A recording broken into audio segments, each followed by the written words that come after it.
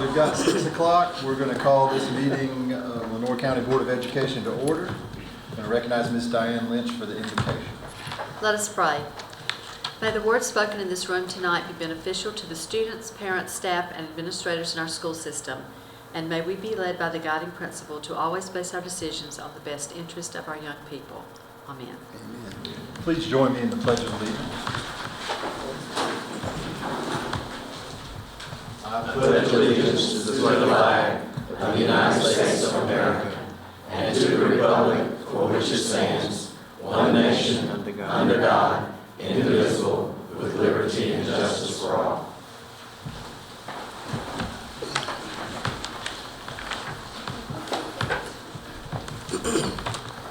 Next item is the approval of the agenda for this meeting. Motion to approve the agenda as presented. Motion by Mr. Hill, Second. second by Mr. Nobles. All in favor, raise your right hand. The agenda is approved. Next item is the approval of the minutes. This will be both from the April the 1st and the April the 29th meetings.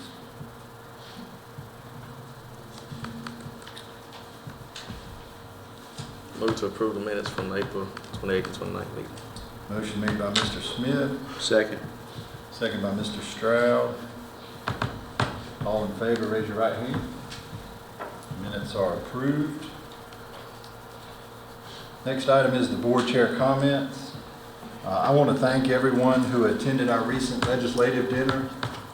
That would be our senators, Don Davis and Lewis Pate, our representatives, John Bell and George Graham, as well as, I believe we had all of our county commissioners in attendance, as well as all of our board members in attendance. We were able at that meeting to discuss a lot of the recent legislation that has come down from the General Assembly in the last year. Dr. Mozingo was able to present to our legislators our various positions on the things that have happened in the last year. I would say that there were a lot of things that we disagreed on that the legislature has come up with in the last year. I'm not going to get into those things again tonight. I would like to say that despite the fact that we don't always agree, our doors are always open to our legislators. If they would like to come to our schools or into our classrooms, we would always welcome them. And if they would like to continue any further dialogue with us about any legislative matters, we would be glad to do that. Next item is the superintendent's announcements. Okay, thank you, Mr. Chairman. The North Carolina National Board Certification Program has recognized Kim Hazelgrove with a certificate of appreciation for her exemplary service in supporting the National Board Certification Program and its candidates and certified teachers. A certificate of appreciation is being given to Ms. Hazelgrove, and I have it here. If you would come up and receive it.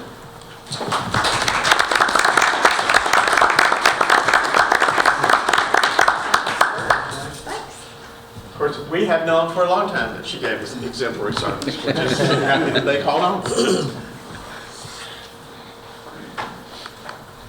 North Carolina Department of Public Construction, Title I Distinguished Schools Advisory Council, with possibly the longest title in school history, recognizes Title I schools that have sustained the highest performance on student achievement over a number of years. It is with great pleasure tonight that I present the plaque to Moss Hill Elementary. If our principal will come up. Congratulations.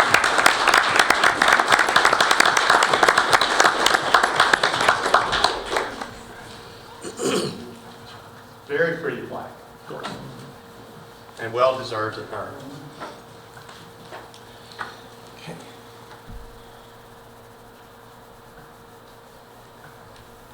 Kinston High School was awarded a bronze medal for academic success by the U.S. News and World Report. Out of 519 North Carolina high schools, 97 medals were awarded, 61 of which were bronze. The award was based on whether the school's students were performing better than statistically expected for the average student in the state, whether the school's least advantaged students, such as minorities and students from low-income homes, were performing better than average or similar students in the state, and the consideration of college and career readiness using advanced placement or international baccalaureate test data as the benchmarks for success. Congratulations to Kinston High School for that recognition.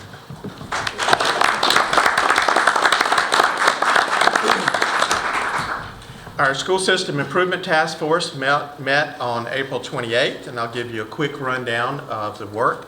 Basically, we heard reports from our very hard-working subcommittees.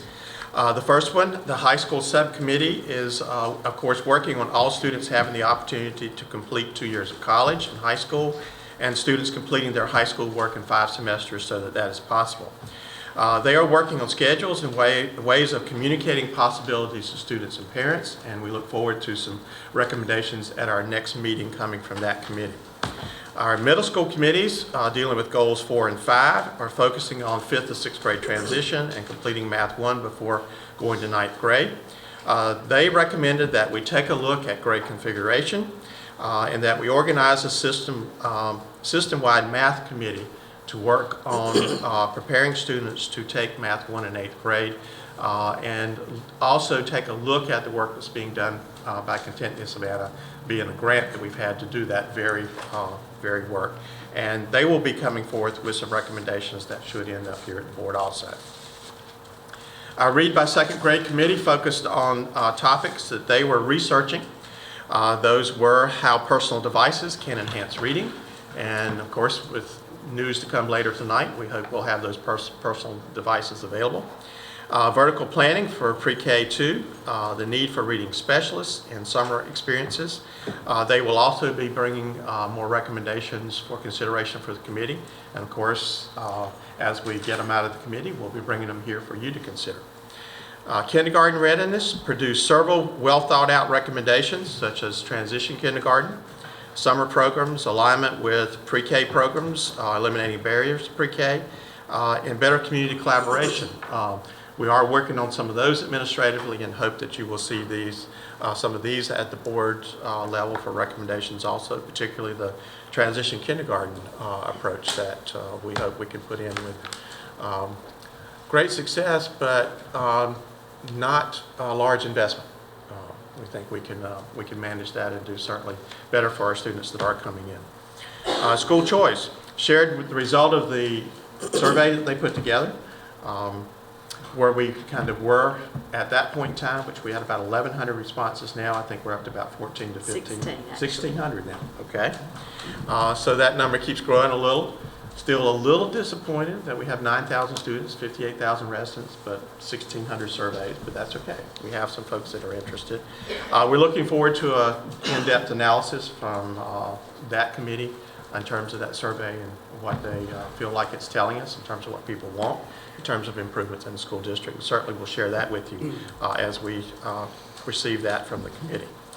Technology committee, real good news. Got a solid recommendation out of that committee with how they are proposing that we go about providing one-to-one technology for our students.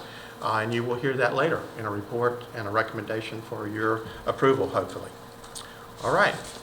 I also would like to thank those that were in attendance for the legislative dinner. It is important that we stay in touch with our legislature, and I appreciate all the effort that everyone put in, particularly our chair of the county commissioners that actually, and our county manager helped us out with particularly some thoughts on capital improvements.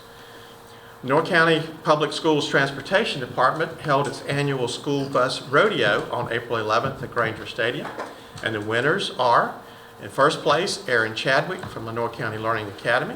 In second place, Karen Stevenson from Pink Hill Elementary. And in third place, Sarita Grant from Northwest Elementary. The first and second place winners will advance to the district competition on May 8, 2014 at the Crown Coliseum parking lot in Fayetteville. And the top 10 in the district will advance to the state on May 29, 2014 at the North Carolina State Fairgrounds in Raleigh. As always, we're very appreciative of our bus drivers. If they don't get the kids there in the morning, we don't have school. So congratulations to all of our winners for the school bus rodeo. Okay, thank you, Mr. Chairman. Next item is public participation. Did anyone sign up this evening? No, I understand no one has signed up. We'll move to the presentation information portion of our agenda, the financial report. Ms. Lisa Davis. Good evening. Evening. The financial report reflects year-to-date activity by providing revenue and expenditure information as to all the sources of funds received and expended by fund and purpose as of April 30th, 2014. May I answer any questions?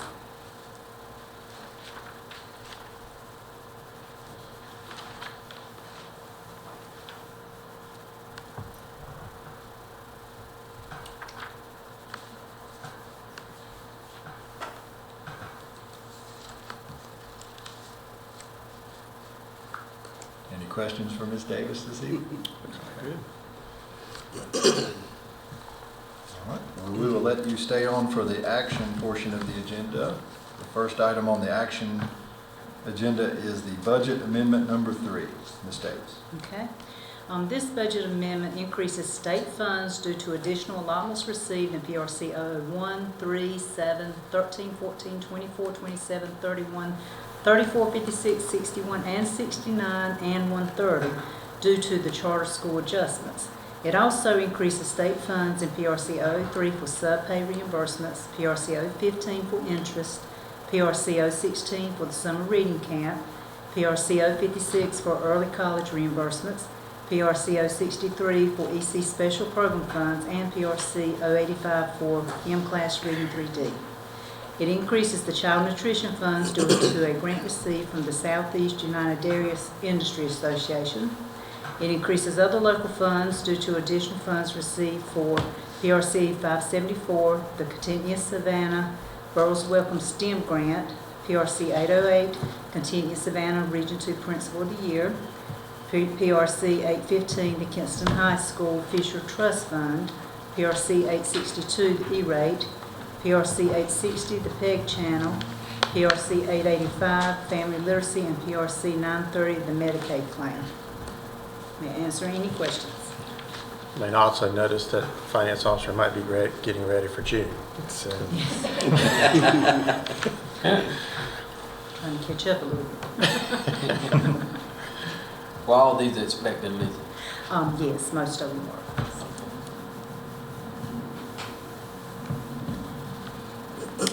Move we approve the budget resolution. Motion made by Mr. Filippelli, Second. second by Mr. Nobles. Is there any further discussion on the budget amendment? And all in favor, raise your right hand. Budget amendment passes. Next item is still Ms. Davis, the 3-year audit proposal. Okay, Bear Parish and Davenport has performed the Louisville County Public Schools independent audit for the past 2 years. Attached, you have a proposal for the audit fees for the next 3 years. We are pleased with the past services provided by Bear Parish and Davenport and feel they will continue to provide quality services. We would like to consider keeping them on as our independent audit. I would like to also agree that we're very, very pleased with the audit they provide for us. I feel it's very thorough, and that's certainly what we want. They have challenged us on a few issues, and that's good. That's exactly what we want. They're definitely doing the job for us. They're very familiar with Board of Education audits. They know what to look for and have helped us to make sure we're keeping the money straight and spend it as it's supposed to be spent. I motion to accept the recommendation. Okay, thank you. I'll second that. We have a motion by Mr. Braxton, second by Mr. Stroud. Let me ask this question. Are we obligating ourselves for 3 years at this point? Pretty much. Yes. Yeah, Okay. and Just so we're clear on that. there's some increases built into the contract. That's about a 2.2% increase per year. We're kind of settling in for 3 years with these folks. Is there any other discussion about the motion? All right, seeing no further discussion, all in favor, raise your right hand.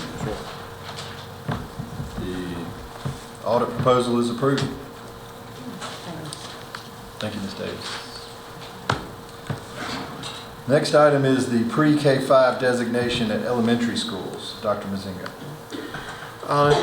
Based on some new guidelines from Title I, our Abbott no longer has to back out the pre-K population when we're being funded for Title I. Of course, you have to officially declare the schools that have pre-K programs at their schools as pre-K schools in order to be able to count the pre-K population there when we're applying for Title I funds. This is a good thing for us. All it takes basically is your voting to say that these schools are pre-K5 schools instead of K5 schools, and we'll take care of putting that in the appropriate place and making the appropriate adjustments to the things that we need to do. So I'm asking you tonight so that we can access Title I funds for pre-K students that you designate the schools listed: LaGrange, Northeast, Pink Hill, Southeast, and next year Banks will also have a pre-K program as pre-K5 schools instead of K5 schools. Are we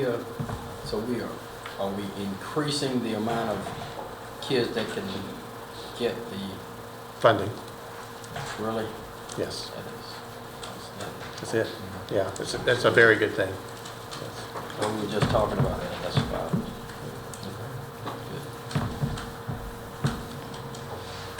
Motion to approve the grade designation of Banks, LaGrange, Northeast, and Pink Hill Elementary for K5 to pre-K5 schools effective immediately. Motion by Mr. Hill, Second. second by Mr. Stroud. Any further discussions on the motion? All in favor, raise your right hand. The motion is approved.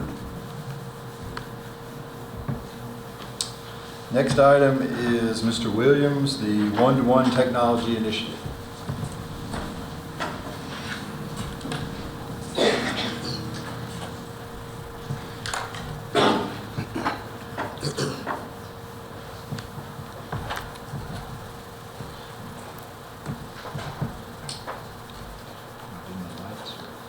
Good evening. As a school system improvement task force and as a school system, we're working hard to determine what we need to do to provide our students with the best and most meaningful learning opportunities possible. A big part of this so far has been looking at technology and what we need to do with technology and what role technology can have in the school improvement process. We have talked as a school improvement task force and as a district level administrative team about the overall need, the intense need for technology in the classroom, the tremendous potential that technology has to help drive instruction and to support effective learning opportunities for our students. We first looked at how we are using technology currently and what technology we have available. We all understand that learning is to a significant degree a result of our opportunities and our experiences. We also understand that opportunities and experiences that our students have today are very different from those that we might have had when we were coming through school. We recognize that our children are growing up in a world with on-demand, at the fingertips, access to limitless information, all just a finger swipe or a keystroke away. Many of our students already are highly skilled and frequent users of the latest technology. Our students truly are, as they say, digital natives. Universal access, being able to get online anywhere and everywhere is not only something that they might anticipate, but it's something that they expect. It is, in short, their world. Widespread, minute-to-minute technology is something they use every day. It is indeed how they learn. It is their world. It's what they expect. It's a minimum standard. Whatever we decide to do as a school system with technology, we know how children learn, and they learn using digital devices. They have their smartphones. They have their laptop computers. They have their iPads. That is already how they learn. That's a fact that's almost beyond dispute at this point.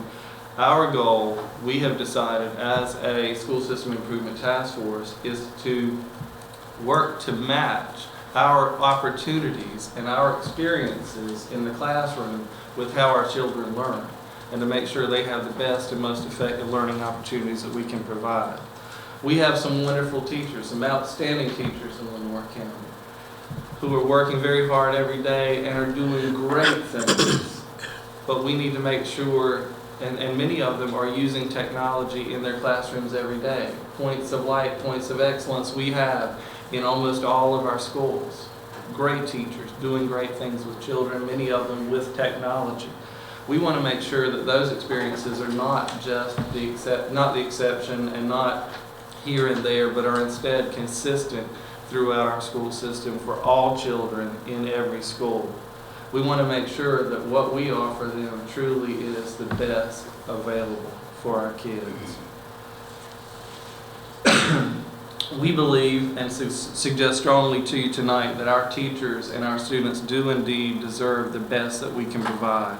There is a need to align our curriculum and our teaching with what we know about kids and how they access information, how they communicate, how they learn. Certainly, good, effective teaching facilitated by outstanding teachers is and always has been and always will be the most important factor in student learning and student achievement. That has not changed. But we would like to propose to you tonight that enabling those teachers, those strong, effective teachers, with the right tools, technology tools, and enabling our students will better equip them to be competitive and to be successful in the future. Many school systems around our state and around the United States have addressed this need by providing for every student and every staff member some type of handheld technology device, usually a laptop computer or a tablet such as an iPad. After implementing one-to-one addition, many of these districts have been able to realize and recognize and document improvements. A wide range of improvements, from reduced levels of inappropriate behavior to increased levels of student achievement and correlational improvements in student achievement data as well. Placing the new technology in the hands of our students can help them to further access, refine, and expand examples of learning for their lifelong learning process. College and career readiness now means that our students must be proficient in mobile technologies and skilled at using these technologies to engage in critical thinking, problem solving, collaboration, and multimedia research and sharing. Simply put, employers are now telling us in every way possible that they are expecting our students to have digital literacy skills before they enter the workplace. In response to this, for all of these reasons, and to support our goal of doing all that we can to provide our kids with the best possible learning opportunities, we have developed for your review tonight a plan of implementation for a one-to-one technology initiative in our school system. There are some thoughts from Michael Fulham that are in line with what I was saying about teaching and learning and the ability to differentiate. Our implementation timeline consists of 3 phases. The first phase we are proposing for the 2014-2015 school year for all elementary schools. All elementary school teachers and all teachers in the school system. All teachers K-12 will receive 2 devices next year. A laptop computer, similar to the one I have on this table, and an iPad. Tablet. And all the teachers will receive training, professional development in not only awareness and how to use these devices for instruction, but also ongoing, sustained, meaningful professional development as we go forward. But the elementary phase will consist of all teachers, K-12, but also all students in every elementary school. They will receive an iPad device. All elementary schools also will have CARPs with laptop computers on them to share around throughout the school in the classrooms, and that's really a transition from what we currently have is the lab-based, the fixed computer lab. That's pretty much, you could look at that in terms of being a mobile lab setting throughout the school. Continuation of phase 1, all middle school teachers, as I was saying, would also receive, and all high school teachers receiving an iPad and a laptop computer in the training, so that they'll be ready. We're sowing the seeds for phase 2 and phase 3. Phase 2, 2015, 2016, middle school implementation, the same thing as elementary phase, only here we are a full 1 year into implementation. And all the teachers have been trained, the middle school teachers have been trained for a full year, and they're receiving that professional development ongoing. They receive an iPad, all middle school students at that point receive an iPad, and the training continues again with the elementary school model you see here. For this phase, laptop computers will be on portable carts throughout the school. Final phase, phase 3, 2016, 2017, our high school implementation phase. Remember, all the high school teachers now have been trained. We're 2 years into implementation, so they have a full 4 semesters of training under their belt as we implement here. Laptop computers on carts and an iPad for each high school student. 3 primary devices that we're seeking to deploy: the iPad 8, which is the latest iPad to be released, pretty stable platform, and they, as you would say, have all the bugs worked out, or all that we know about currently. It's pretty stable and not subject to change dramatically during the proposed lease term. The MacBook Air, 11-inch screen for students and 13-inch for staff members. Benefits of a lease purchase agreement for technology. We can summarize all these simply by saying that we're able to do it. As you know, this is not the first time a one-to-one technology initiative has been talked about in Lenoir County Public Schools, but I'm very pleased and proud and very excited to say to you tonight that it really is going to happen this time with your blessing and your approval. And that never has been a strong possibility for us before. So we're all excited about that. But basically the initial cost is lower, that it's feasible for us to do. Because of the lease purchase model, we can obtain more devices in a shorter period of time. We can refresh every 3 years to 4 years. Our proposed lease will be for a 4-year period, but you can retain 30 to 35% of retail value, not the reduced educational price value, but 30 to 35% of your retail value on iPads after 3 years.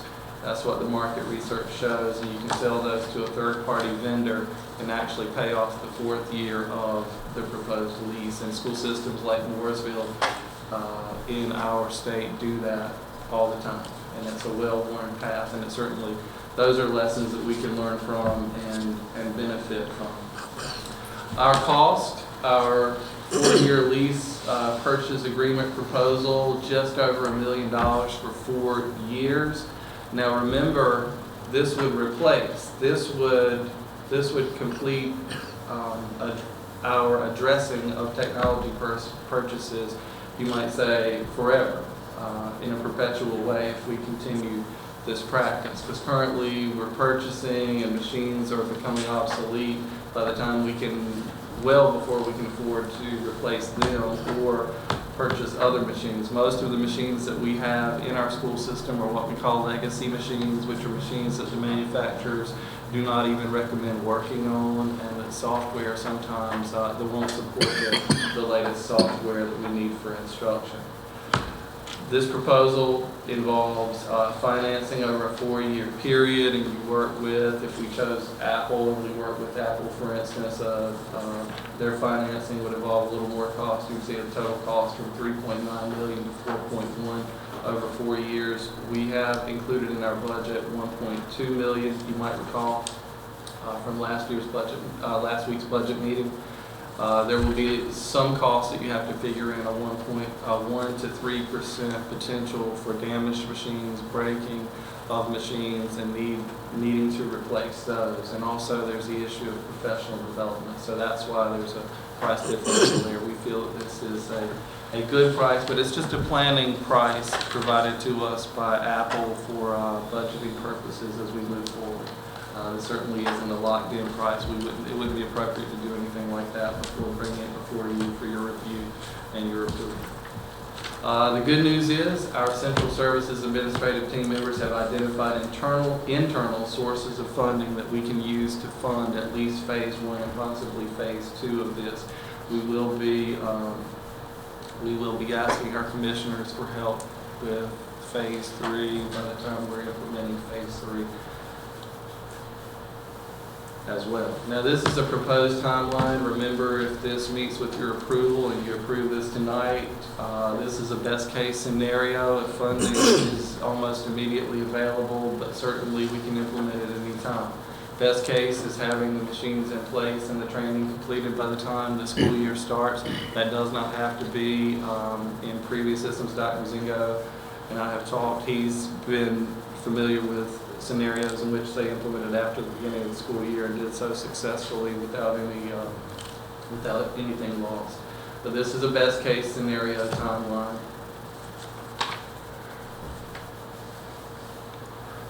Other considerations that we need to look at, not just buying devices, but really the instructional change. And the biggest piece of this is how we use this to not only to support instruction, but to help drive our instruction.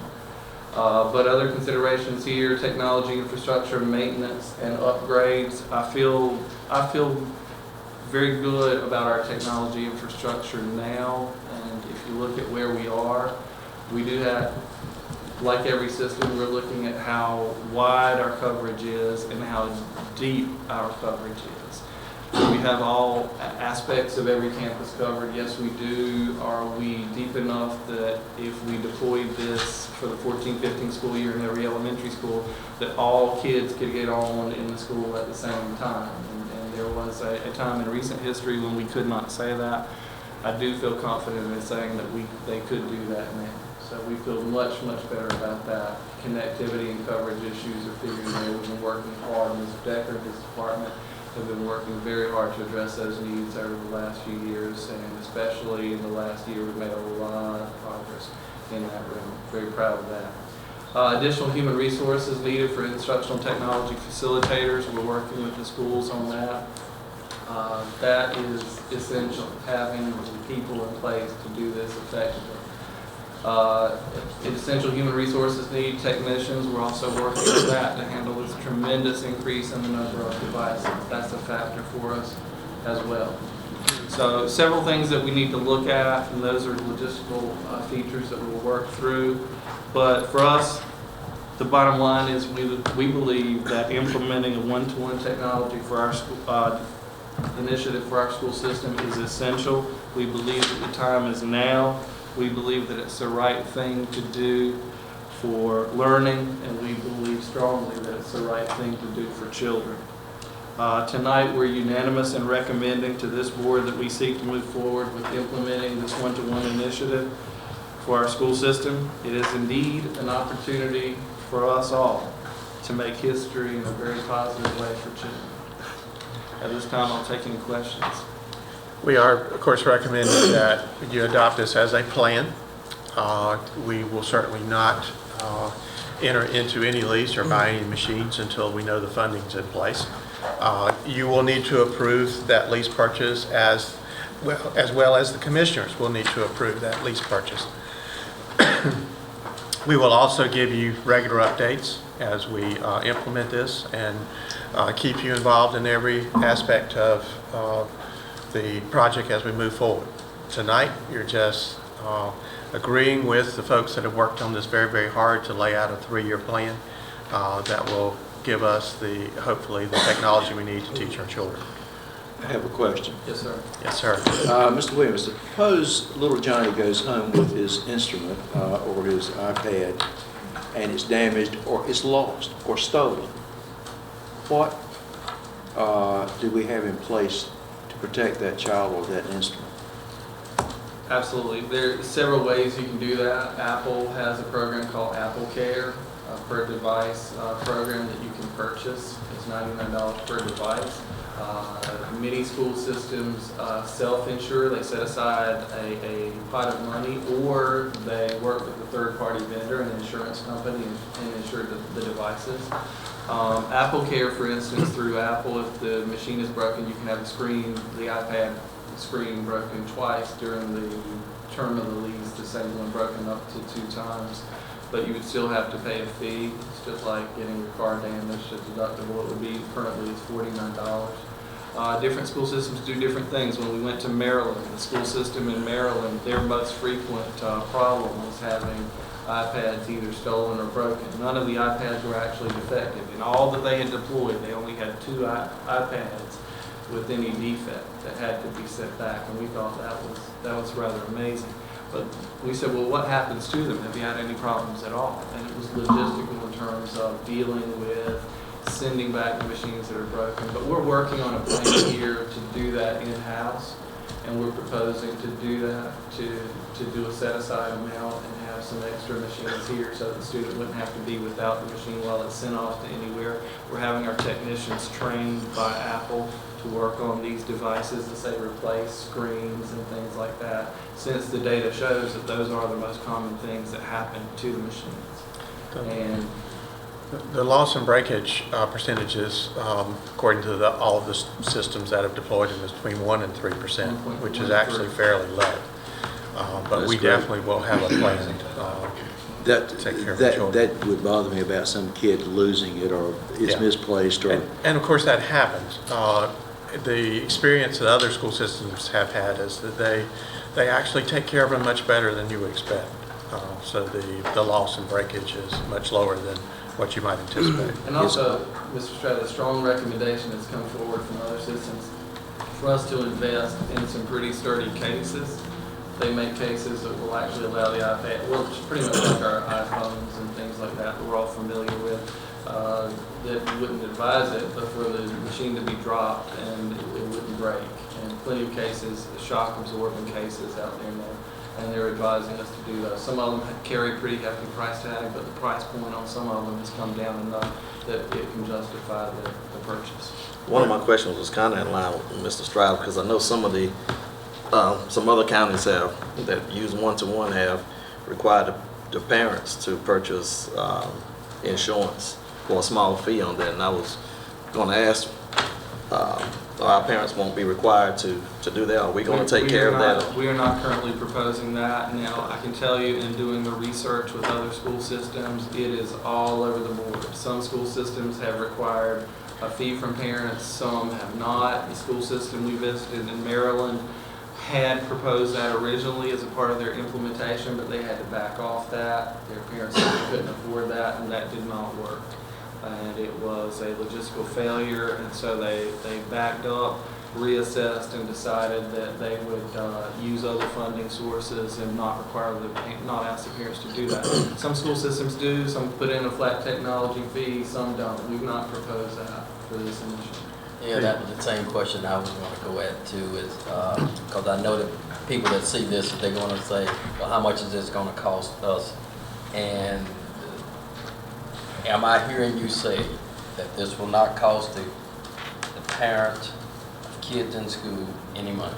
Well, that's a school board decision, but we are not proposing for it to cost our parents anything at this point. Okay. And part of the benefit of this plan, I think, when we looked at it, is we want to open a door to kids that don't have this technology. Right. We want every child to be connected digitally. And if we're That going to can start be to put up another fees and costs, we're kind Right. of working against ourselves. So Yeah. I'm not in favor We of felt that seeing that might costs actually for be the parents. counterproductive to what we were doing, as Mr. Sargent said. You can really think of it as this is going to replace the stack of textbooks that we've always given them. Right. So this would be their learning tool. And of course, we've not required them to have insurance on their textbooks before. Occasionally, we've charged some fees, but basically those have been provided at no cost to them. And so this is a very similar approach. Originally, the insurance was based on a machine that had a much higher initial cost than the ones that we're buying now, which is the reason you saw insurance programs for those. If you're putting a couple $1,000s in a machine, you need some way to replace that. These are at a much lower price point, of course, and now becoming getting to the point where we can actually provide it to a student without that financial burden for the family, because we are aware a lot of our families could not do that. And when you look at devices, as he was saying about price points, when you look at devices that retain 35% of their value, we would say, well, that seems low. But in the devices world, that's not low. If you look at a device after 3 years or 4 years, to have 35% of its original retail value for a trade-in not on the open market for you to go sell it. You can trade it into a third-party reseller, and then you can use that cost, those funds to refresh after 3 years instead of 4 years. That's a model that Dr. Mazingo has used in a prior school system before, and it's worked well for him. Mooresville, North Carolina, they use that model. Several school systems do, and they have indicated very positive results from doing it. As a result, we anticipate refreshing our machines every 3 years, just to be upfront with you. So you mentioned textbooks, so are you saying that this is going to kind of phase out the textbooks? That's what we're looking at? It won't initially replace all the textbooks, but eventually it will. Phase out. As we figure out how to, it may be a combination of books and other resources such as apps and sites and other resources available, but eventually it will replace the textbooks. Yeah. Well, as a parent, that's kind of encouraging because I look at my little girls with them big book bags full of books and wondering what's doing to their backs. You're right. It's a lot easier carrying an iPad, isn't it? Yeah. And really, where do our kids go first for information? They go online. Yeah. And in that, I had another question too. Actually, I have two. Online, we know that kids are smart. They get around the blocks. Anything you put in place, they can figure out a way to get around the what.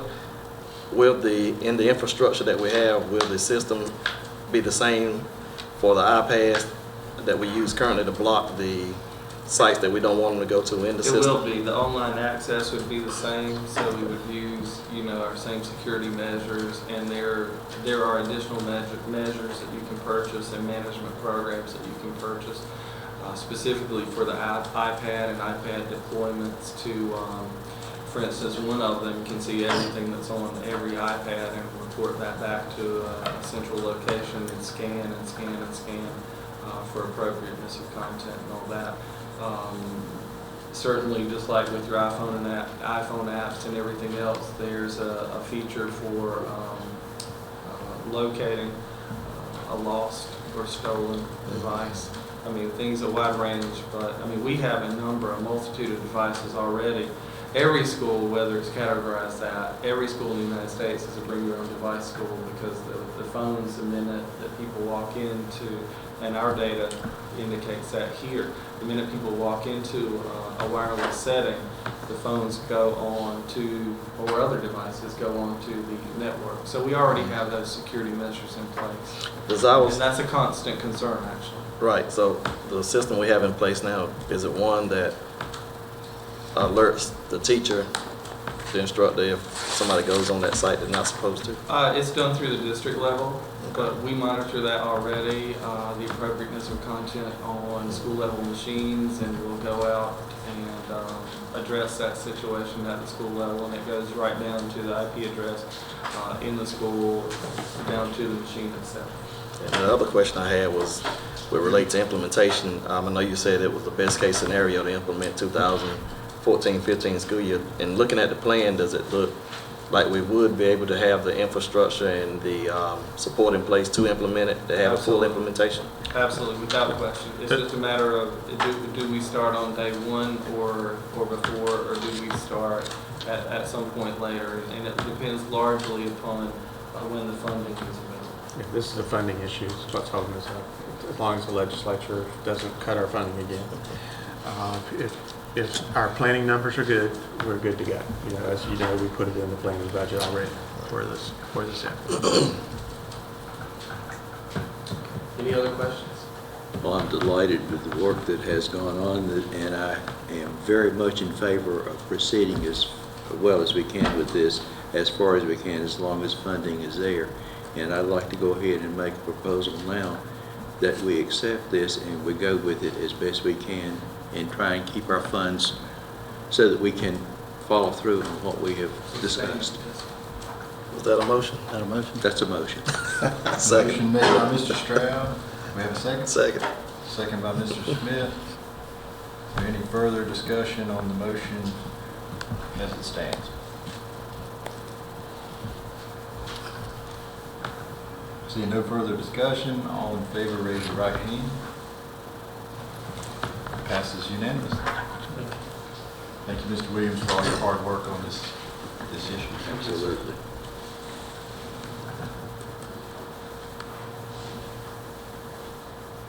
Next item is community eligibility provision. Mr. Williams, back. Again, twice in one Ms. night. Smith, It I'm is sorry. my great pleasure it's my great pleasure on behalf of the Child Nutrition Department of schools to tell you about a history-making announcement tonight and to bring to you information about something brand new for us, something very positive, something that has the potential to have tremendous positive implications for our school system. No-cost meals for all students.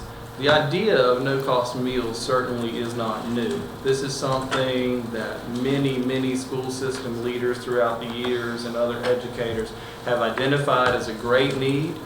Even with the widespread recognition, however, of the need, the opportunity to have no-cost meals for our students simply has not been feasible. It has not been a practical reality ever until now. Effective for the 2014-2015 school year, the United States Department of Agriculture and Consumer Services, that is the full name, has approved for North Carolina, all interested districts. They've said that we can apply to participate in the community eligibility provision. And this is a program that allows qualifying school districts to offer no-cost meals to all of their students. We were excited about the opportunity to apply, and I can tell you that we applied immediately as soon as we were able to do so.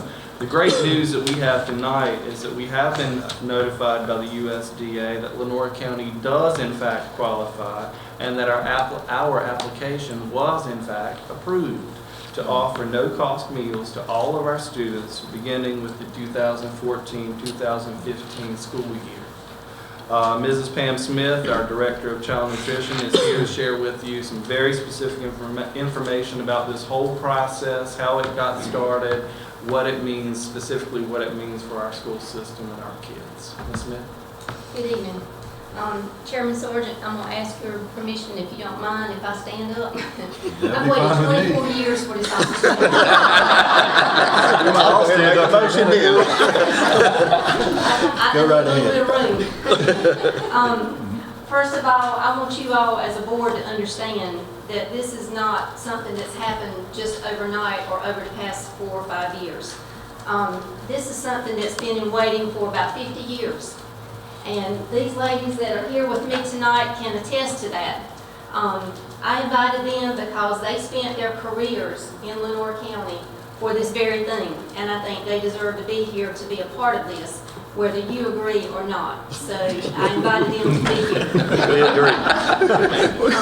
With me tonight, I have Fran Harper. She was the Child Nutrition Director for Kinston City Schools for 28 years, and she spent numerous times up to Washington fighting for this no-cost meals. I also have Ms. Marva Brown, who was a former educator, and she spent 18 years in child nutrition as the Child Nutrition Director for Lenoir County Schools, and she hired me. So you know how smart she is. They also were school food service past presidents for North Carolina. Both of them were, and of course I was the past president for the School Nutrition Association this past year. So again, I wanted you all to be aware that you have 3 people who were from Lenoir County who have been past presidents for the School Nutrition Association, which shows you what kind of dedication that you have to the children of Lenoir County for their well-being. So you have a lot of history here in Lenoir County. So you should be proud of that. Dr. Lynn Harvey from the Department of Public Instruction also wanted to be here tonight, but she sends her regards. I also have Chrissy Chadwick, who is supervisor in child nutrition, and she's here for support. And I don't want to spend a lot of time on that, but these are my heroes. May 2nd was School Lunch Hero Day, and like I said, these are my heroes. They spent a lot of time on this, and last week, Mr. Sargent, you talked about wanting to do something for our children of Lenoir County. You have an opportunity to have to start history here tonight, so I want to be a part of that too. So with that being said, I'll tell you about no-cost meals for children of Lenoir County schools. Community eligibility provision is what it's called. Section 104 of the Healthy Families Free Kids Act 2010 amended the National School Lunch Act to provide an alternative to household eligibility applications for free and reduced meals to high-poverty LEA districts. The overall purpose of the CEP is to improve access to nutritious meals for students in high-poverty areas by providing meals to all students at no cost to the student. And like I said, this is what we've been trying to do for years and years. You know, we've talked about it don't cost them to ride the bus to school. This is part of their school day. We don't think that they should be charged to eat a school meal either. And it should be a healthy meal. We've always been on the forefront of nutrition. We're the ones who have been pushed this. We don't always get the credit for it, but Child Nutrition has always been the one to push that, even though a lot of things have been mandated on us a little quicker than what we feel like it should. The requirements to participate are to meet the minimum requirements in the program. We must participate in the National School Lunch Program and the School Breakfast Program, and we must be in good standing with the Administrative Review, which is the federal audit that we have every 3 years. And of course, Lenoir County meets all of these requirements. To qualify, the LEA must show at least 40% of identified students on April 1 of this year. Identified students is a new term that was given to us when this new provision came about. And that includes direct certified students, which is the students that come to us through DSS, which is our students through food stamps, the food stamp program, and the categorically eligible students, which are different programs within our system, such as foster children and migrant children. We have different programs that are automatically categorically free. And of course, we did meet that criteria also. The requirements that the LEA must meet are that the LEA must provide meals to all students at no cost, and we would be certainly willing to do that. The LEA must agree to cover with non-federal funds any cost of providing no-cost meals to all students above the amounts provided in federal meal reimbursements. This simply means that whatever we do not get in federal reimbursements, the program would have to meet the rest of that to cover the cost of the program, which basically is the cost of doing business. And we already do that, so that's nothing unusual to us. The program already covers the cost of what we do. The LEA agrees to maintain a total count of breakfast and lunches served to students at the point the students receive the meal. For us, that simply means the point of sale or the point of service. When the child actually receives the meal, that's when they're counted. We already do that. The LEA agrees that it will not collect free and reduced applications from households for the purpose of the lunch program. And that would certainly be okay with us to not accept applications. That would not be a problem. The data collection submission, North Carolina's first opportunity. As I said, this really is the first time that this has been an opportunity for North Carolina. This has not been something that we've been allowed to do before. This was a pilot program in a few other states. I think there were about 7 or 9 states that were allowed to do this last year and were piloted. And when I went to Washington this past March, we talked to some states that had done this, and it had been successful in all of them. And I don't know why it wouldn't be. But this was the first time that we have heard about it for North Carolina. It's the first time we've been offered the opportunity to do this. So it's a quick turnaround. We heard about it late February or early March. The information, we were told we had to take the information, a picture, a snapshot of that information for our counties on April 1, on that day only. And it was due to the Child Nutrition Technology System on or before April 8th. So we had about a week to get that information into Child Nutrition in Raleigh. And DPI was to notify the LEAs by April 15th whether we were eligible or not. And the good news, April 15th, we got the news that Lenoir County was approved by DPI, that we had the numbers in place that we were eligible to participate. What this means for us, based on a formula that we receive a larger percentage of reimbursement, Because we have to cover the difference, there will still be a need for a la carte revenues. Again, that just means we have to cover the difference from what we don't receive in reimbursement, that the program has to cover that difference for the cost of doing business. The LEA is guaranteed the rate for a period of 4 years. Now, the rate that we get locked in at is what we will stay in at 4 years. Now, we can possibly get a higher rate during that 4-year period, but for 4 years, we are locked in at that rate. We will not get a lower rate during that 4-year period. And the LEA may opt out at any time for whatever reason. If we decide, or you decide as a board, that this is not working for us, Lisa and I have talked about it, and she's on board with it also. Of course, Dr. Zingo and Mr. Williams and I have also discussed it too, but if for any reason during that 4-year period we decide that it's something we do not want to do, we can opt out and get out of it. So it's not like a contract, we are not bound to it. Potential challenges for CEP, potential financial issues when reimbursement rate is not 100% free. Of course, anytime something's not 100% guaranteed, you run a risk. But with our rates and where we are, where we're found to be, there's not much risk for us. The school must identify other procedures to determine economic status of individual students for other programs. There are other programs who get free and reduced numbers from child nutrition. Those programs will just have to get those numbers another way instead of through child nutrition if this goes through. The PLE, or the paid lunch equity, which is the mandate that USDA gave us a few years ago. Remember, I came to you and said, they're requiring us to go up on meal prices, and we jumped up to $2.25 so that we wouldn't have to go up every year. This year, that formula requires that we go up 11 cents to $2.36. So basically, you do have a choice at this point to go up on meal prices to $2.36 if we don't go this route. So you have a choice.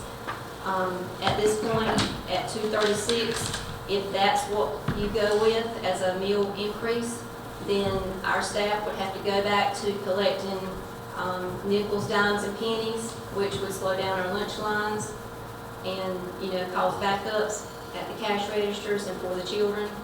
Or you could choose to go with $2.50 so that we wouldn't come back next year with another increase like we did in prior years. So that would be our increase. So either $2.36 increase on meal price, a $2.50 increase on price, or we can go with, of course, the CEP or no cost meals for our students. And that is a mandate from USDA. Of course, the advantages of CEP. All students receive a no-cost breakfast and lunch. We're already doing the breakfast. Eliminates application process for parents. Parents wouldn't have to fill out that long application, and I was going to bring one in here, but if you've seen that application, it just about takes a college degree to fill that thing out. And there's nothing on there that we can take out. We've tried to take some of it out, but everything on there is required by USDA. No charging because of no money. When the student gets up there, there would be no charging. Parents don't send money, it's not the child's fault. Reduces paperwork at the school district level. Simplifies meal counting and claiming. It would just be more simple because there's not that much to figure out. Provides potential labor savings. In the end, a lot of times I have to call temporary people in at the beginning of the school year to help us get those applications done on time. Reduction in letters and postage. We send out thousands and thousands of letters to let parents know what their status is when we get those applications done. All that would be eliminated. Eliminates collection procedures for principals and cafeteria staff. Principals, they get on me all the time about it, and Diane can help me out on this.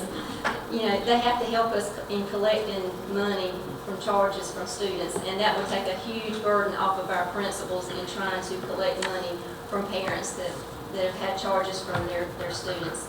Eliminates overt identification issues for students.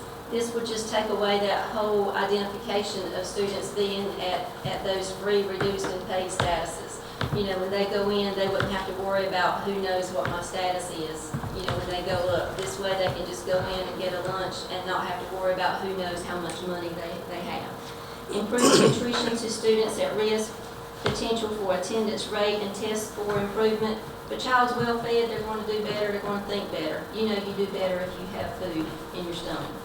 No delays in status changes. Of course, when we have delays, that just causes more confusion and more charges.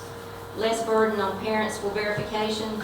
I don't know if you're aware, we have a verification process that we have to do in the fall, and parents have to put in proof of their income. That causes another time delay, and then sometimes they lose their status, and that causes charges. And that's a huge burden on parents. Increases breakfast and lunch participation. When we went to no-cost breakfast this past year, our breakfast went up 30% across the board. So we're hoping we would certainly see that same type of increase in lunch. And of course, it's what's right for our children. This is proof that. How can you say no to this? This is also proof, if you hang around long enough, you'll see things come about that you thought were impossible. Every I think teacher or certainly school administrator that's worked in a high poverty district has dreamed of this. It's still, I'm still having to pinch myself to realize that we have the possibility to make this true. This is absolutely the right thing to do for our kids, and I highly recommend that you approve us moving into the CEP program and offering meals at no cost to our students and no hassle for our families. Ms. Smith. Is this 1 year or 4 year? 4 years, we can opt out at any point. Okay. Ms. Smith, I'd just like to say that this was a great presentation you put together, but I think we were sold when you said no-cost meals. Yeah, you could. At the beginning. You want to see what I had to say? Yeah, I just wanted to hear what you had to say. You had him at no cost. Yeah, I mean, as a parent Yes. with 2 kids, yeah, Yes. I was sold. As I'm sure the rest of the parents that are watching this will be sold. And good news travel fast, so I'm sure it'll be, before we can get out of here, somebody probably already text that out. But I just want to say thank you to the pioneers back there that, Me too. yeah, that Can kind we of, give them a round yeah. of applause?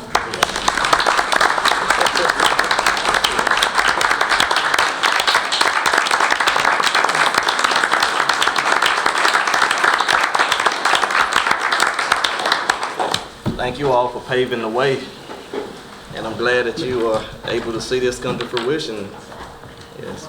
Ms. Smith, I want to be your hero too, so I'm going to make a motion to approve the Child Nutrition and Community Elevated Provision, which allows meals at no cost for all students for the 2014-15 school year. Second. Motion made by Mr. Hill, second by Mr. Smith. Let me say, we're going to give kids free lunch, free breakfast, No cost meals. no cost iPad. I don't know why you would want to go anywhere other than our public school system No kind of public school. for what we're able to do for these kids, and Yes. and that's what it's really about. And we Yes. thank you so much for your hard work, and these ladies as well for their years that they put in working toward this day. Is there any other, we got a motion and a second, is there any other discussion? All in favor, raise your right hand. It's unanimously approved. Thank you.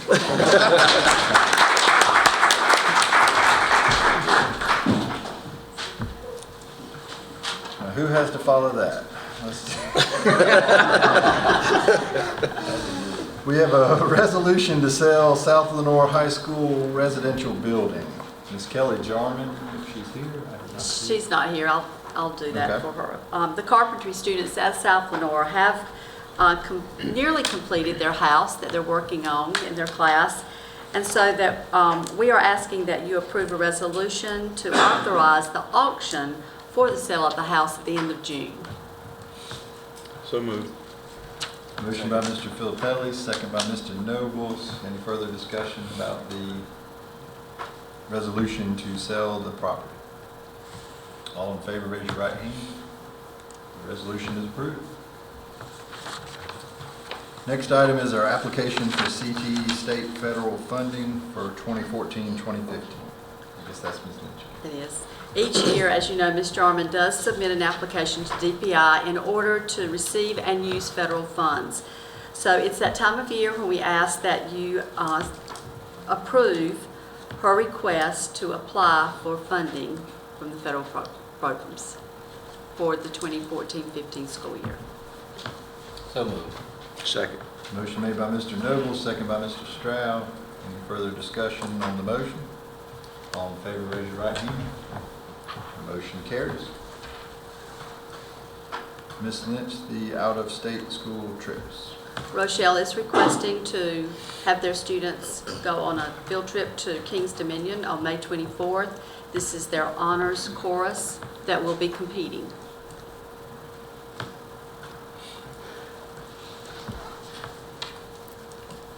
So moved. Thank you. Second. Second. Motion made by Mr. Noble, second by Mr. Stroud. Any further discussion on the out-of-state school trip? All in favor, raise your right hand. The school trip is approved. The next item is closed session. We'll entertain a motion. I'm sorry, I can't quite read what are these words here. What is The name, Herring? Herring. Herring, Hearing. the current legislation? yes. The current litigation is Herring. All right. Herring. Excuse me. I move that Lenore County Board of Education go into closed session under North Carolina General Statute 143-318-11 to prevent disclosure of confidential personnel files, to consult with the board's attorney in order to preserve the attorney-client privilege, and to consider matters relating to the initial appointment of an individual employee, and to discuss the board hearing current litigation. Yeah, to discuss with the board attorney the current litigation, Herring versus the Lenore County Board of Education. Been a long time since you had a note passed to it, so. And my writing is not that good. Motion's been made by Mr. Hill, Second. second by Mr. Stroud. All in favor of going into closed session? We are now in closed session. We are back in open session. We will entertain a motion to approve the personnel report with the addendum. Motion made by Mr. Stroud. Second. Second by Mr. Smith. All in favor of approval of the personnel report with the addendum, raise your right hand. The personnel report and addendum are approved. Next matter is adjournment. I move we adjourn. Second. Motion by Mr. Filippelli, second by Mr. Smith. All in favor? We are now adjourned.